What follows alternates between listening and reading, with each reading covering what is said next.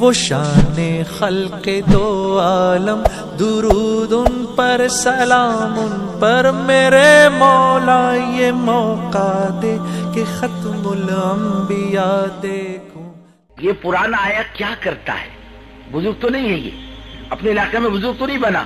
اب اگر آپ کھڑے ہو کر کھانا کھلاؤ، سالن لا کر دو، دسترخوان پر روٹی لا کر دو، پانی پلاؤ کھڑے ہو کر مجمع کو، اور اب دسترخوان اٹھاؤ، تو سمجھ ہاں بھائی اس کا مزاج بنا ہوا ہے، اور بزرگ بن جائے تو سمجھتے بھائی اس کا مزاج ابھی تک بنا نہیں۔ ایک وقت تھا حضرت مولانا یوسف صاحب رحمۃ اللہ علیہ خود کھڑے ہو کر دسترخوان پر لوگوں کو کھانا کھلایا کرتے تھے، دسترخوان پہ روٹی لا کر رکھنا۔ ایک صاحب آئے ملاقات کے لیے، حضرت مولانا یوسف صاحب رحمۃ اللہ علیہ کہا میں دیکھنے کے لیے آیا ہوں۔ بولے وہ کیا دسترخوان پہ روٹیاں رکھ رہے؟ وہ مولانا یوسف صاحب رحمۃ اللہ علیہ ہمارے موجود حضرت جی۔ اور حضرت مولانا یوسف صاحب رحمۃ اللہ علیہ ایک مرتبہ جماعت لے کے کراچی گئے تقسیم سے پہلے، ایک بڑے سرکاری افیسر جن کا تعلق حضرت مولانا الیاس صاحب رحمۃ اللہ علیہ سے تھا، وہ گئے ملاقات کے لیے کہ حضرت مولانا الیاس صاحب رحمۃ اللہ علیہ کے صاحبزادے آئے، ماشاءاللہ گاؤ تقیہ سارے انتظامات ہوں گے۔ تو اوپر گئے تو حضرت مولانا یوسف صاحب رحمۃ اللہ علیہ پیاز چھیل رہے تھے، یا غالباً مسالہ پیس رہے تھے، اور موجود حضرت جی پیاز کاٹ رہے تھے۔ کھانے کا نظام ان حضرات کے ذمہ آیا تھا۔ اس میں مولوی صاحب رحمۃ اللہ علیہ کون ہے؟ بولے یہ کون ہے مسالہ پیسنے والے؟ یہ کہاں؟ یہی یہ مولانا صاحب رحمۃ اللہ علیہ، اور حضرت جی موجود، حضرت جی پیاز کاٹ رہے تھے۔ ارے ہماری یہاں جو ہے بزرگ بننے کا کوئی نسخہ نہیں، ہم تو عوام ہیں، کیا ہیں؟ سیدھا سادہ خدمت کے لائن میں اپنے آپ کو لگانا، سعادت سمجھ کر کے۔ ایک شخص مولانا مدنی رحمۃ اللہ علیہ کے مہمان ہوئے، بڑے میاں تھے، ذرا آزاد ٹائپ کے بڑے میاں۔ ان کو حقے کی عادت تھی، یو پی میں حقہ ہوتا ہے نا، یو پی میوات مستقل ایک مسئلہ ہے حقے کا، ان کی مجلسیں جمتی ہے۔ جیسے مہاراشٹر میں چنچی ہے نا بھائی، مہاراشٹر میں کیا ہے؟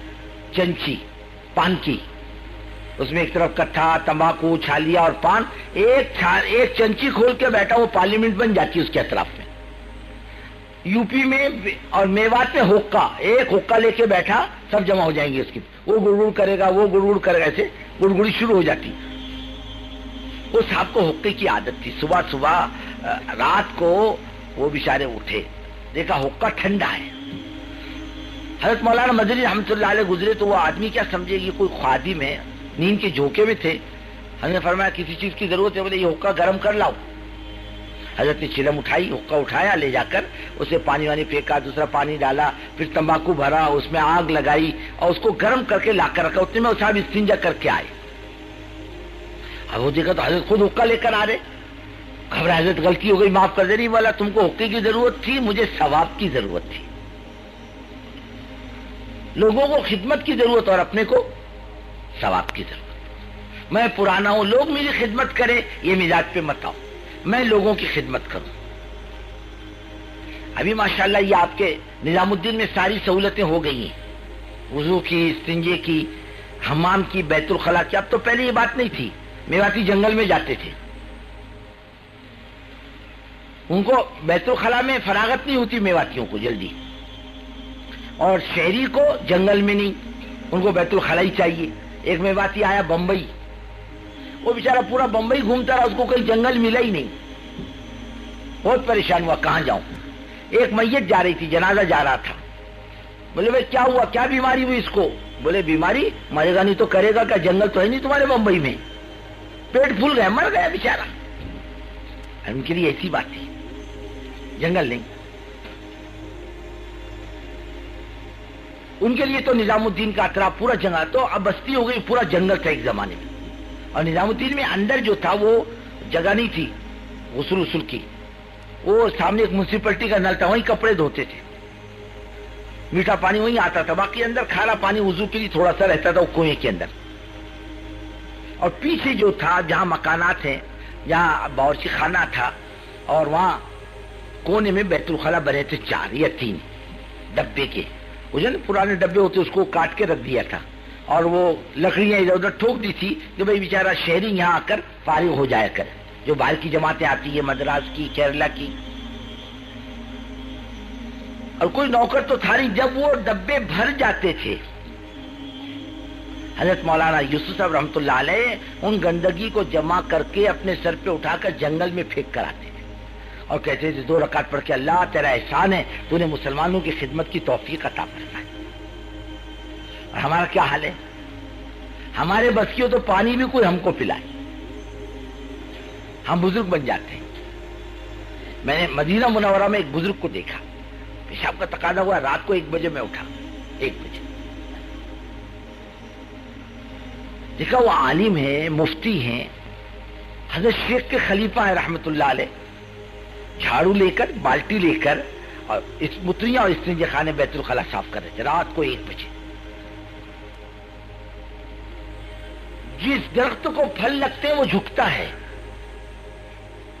جس میں اخلاق کے پھل لگتے ہیں اس میں نرمی اور تواضع آتی ہے. جو بڑے پن کی بیماری میں آتا ہے اس میں اکڑ آتی ہے. ہم یہاں آئے ہیں, یہ پرانوں کا عملہ ہے, یہ اس میں تواضع ہونی چاہیے, اس میں خدمت ہونی چاہیے, ایک دوسرے کی خدمت کریں. بھائی صاحب پانی پیو گے, پانی لا کر دیا کسی کو. کھانے کے ٹائم پہ تو آگے ہو جا, میں ذرا تھوڑا پیچھے ہو جاؤں گا, کوئی حرج کی بات نہیں. تو تو آپ فارغ ہو جا, میں بعد میں فارغ ہو جاؤں گا.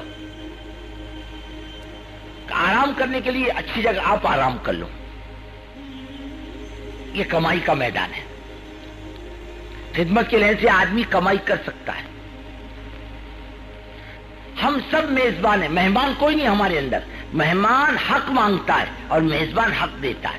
خدمت نہیں چاہتا میزبان, میزبان خدمت کرتا ہے چاہے اس کی طبیعت پر گراں گزرے. لیکن وہ یہ جتنے ہم آئے ہیں یہاں مہمان کوئی نہیں, ہم سب میزبان ہیں.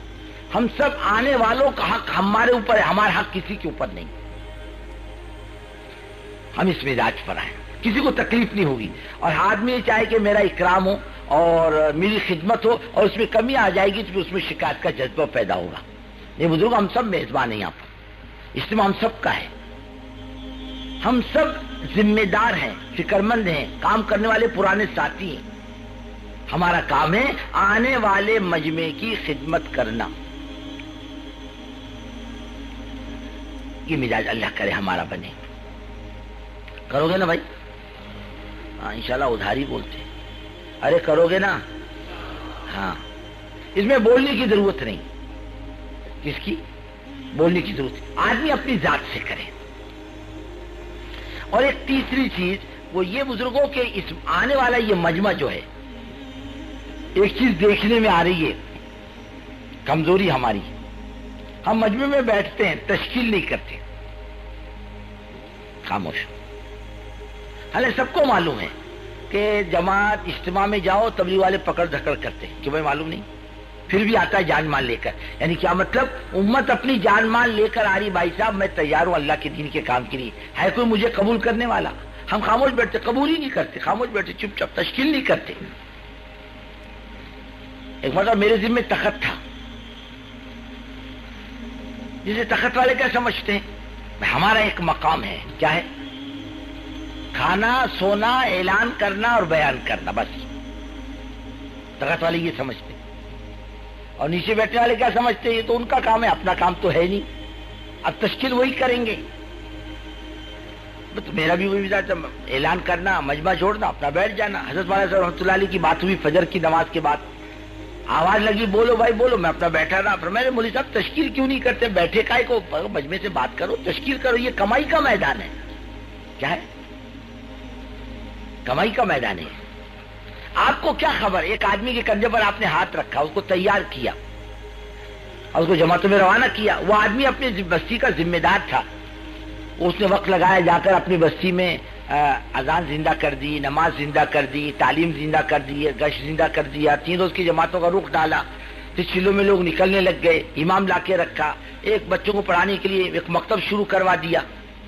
اب اس کو پتہ ہی نہیں ہے اس کی وجہ سے کتنی خیر وجود میں آئی. ایک صاحب فرمانے لگے دھلیے کے اجتماع کے بعد, ایک صاحب آئے اپنا بمبئی سے اجتماع میں, اور اپنے گاؤں گئے, اور گاؤں جانے کے بعد دیکھا کہ مسجد ویران ہے, اذان دینے والا کوئی نہیں. بہت صدمہ ہوا, فوراً بستی والوں کو جوڑ کر سمجھا بجھا کر امام لا کر رکھا, اور اذان اور نماز شروع ہو گئی, اور گشت اور تعلیم شروع ہو گئی.